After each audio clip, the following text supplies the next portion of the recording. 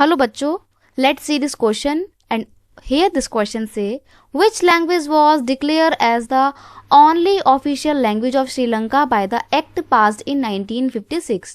Question आपको बोल रहा है कि श्रीलंका में जो 1956 में एक एक्ट पास हुआ था, उस एक्ट के बाद से किसको एकमात्र श्रीलंका की ऑफिशियल लैंग्वेज डिक्लेयर किया गया। ऑप्शन दिए हुए हैं तमिल को, सिन्हाला को, हिंदी को और इंग्लिश को।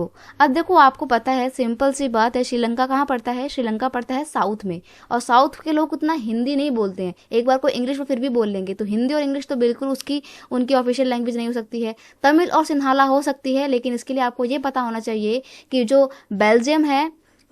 श्रीलंका जो है, श्रीलंका में सिन्हाला कम्युनिटी के लोग सबसे ज़्यादा संख्या में थे, इसलिए उन्होंने अपना मेजोरिटेरियनिज्म रूल भी वहाँ पर इस्टेब्लिश किया था। और अपने इस मेजोरिटेरियनिज्म रूल के इस्टेब्लिश होने के कारण ही उन्होंने सिन्हाला लैंग्वेज को अपनी ऑफिशियल लैंग्वेज भी डिक्लेयर कर दिया था। तो यहाँ पे आपका एक बिल्कुल एप्रोप्रिएट आंसर है option 3।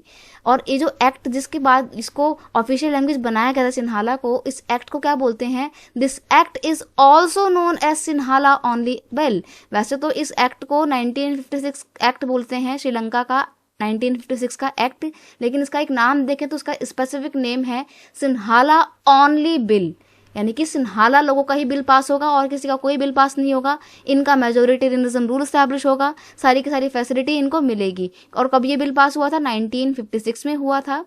But this bill was passed by the government of Ceylon. और इस बिल को पास किसने किया था? सिलोन की गवर्नमेंट ने। अब आप सोच रहे होंगे कि श्रीलंका में बिल पास करना है और पास कहाँ पे हो रहा है? श्रीलंका में बिल को इम्प्लीमेंट करना है और पास सिलोन से हो रहा है। तो घबराने की जरूरत नहीं है, श्रीलंका का पहले नाम सिलोन ही हुआ करता था, वो तो श्रीलंका बाद में पड़ा है। तो इसलिए बोला गया है कि जो सिन्हाला कम्युनिटी के लोग थे, इन्होंने सिन्हाला लैंग्वेज को ओनली ऑफिशियल लैंग्वेज डिक्लेयर किया। ऑप्शन 2 आपका यहाँ पे बिल्कुल सही आंसर है। I hope you understand it well. Best of luck.